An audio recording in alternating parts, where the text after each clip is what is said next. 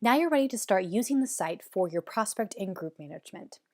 The easiest way to do that is to import your book of business or your own personal list of contact information into the site so that you don't have to add each one manually.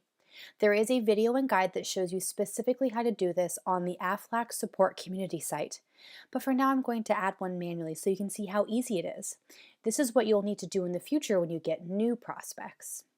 So on the homepage of the site or anywhere else on the site, you'll always see your prospect and groups showing up over on the left. All you have to do is click on the plus sign.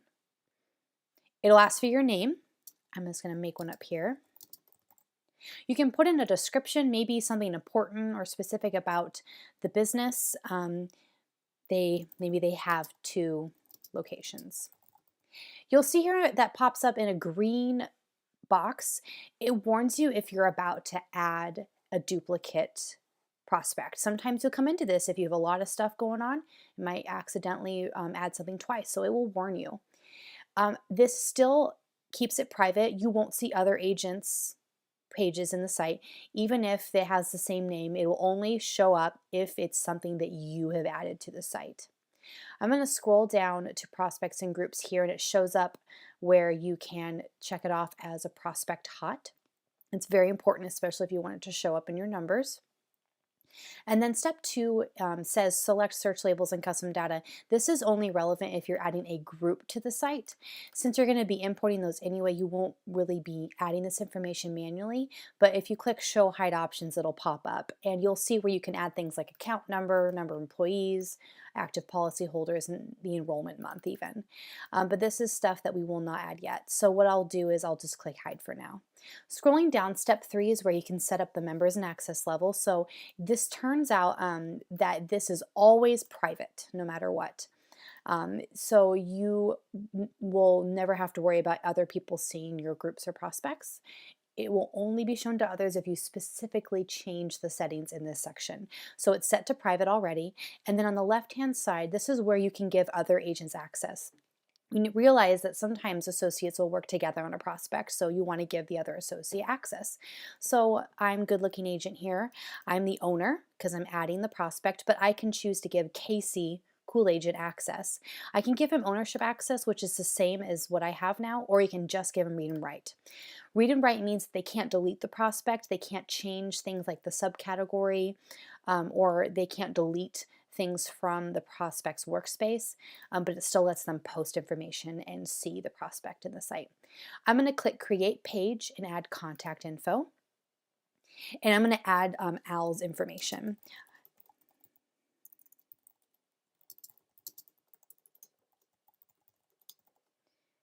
And I have a phone number for him, as well as an email address. You'll see that there are a lot of options here. So I'm going to scroll down to add contact info. And I just added a page to the site. You can see it takes minutes. It is very, very simple. So you can even put in your own image here. I go up to the action bar here on the right and I choose edit page name and description and edit page image. So that allows you, maybe there's an accidental typo or something like that, and then you can upload your own image for Al's Flower Shop. So the first thing you want to do is you need to put him in your sales funnel so that he shows up on the site snapshot on the home page of the site. So I'm going to choose, maybe I scheduled a presentation for Al's Flower Shop, and it will say update, the page status has been updated. And when I scroll down, I'll see where it pops up in yellow. So especially if you're working on a prospect with another associate, it helps you keep track of who's doing what. So it records the changes I make in the sales funnel. So scrolling down, you can see there's an actions bar here. It will let you, maybe you want to edit and add something later on, or you can delete it. So this is what shows up on anything you post on the site. So posting a message, file, a link, appointment, task, these things, this is where you post everything about this prospect, and then it will put it down here in the latest activity. So what you'll end up with is proof of your relationship with the prospect, a conversation, recorded data that you and your DSC and a fellow associate can see. And again, this is completely private. No one can see this but a DSC. DSCs are site administrators, so they see everything. If you're ever put into a position where you think people are seeing your your information, check over here on the right-hand side, members and access, and make sure, see who can see it. Make sure it says only 2 people. And then maybe click edit and make sure that right down here it's private. So everything is private for you. So what I'm going to do is I want to remind myself to follow up with Al about something. So the best thing to do that, way to do that is to go over here to remind me, and you can say 1 week. And maybe you need to call Al about something. I can even change the time. I'm going to click add task. So the site will send you an email in a week reminding you to call Al. Once you call him, you can click here on the checkbox and it'll cross it out and say it was completed. So that is a task.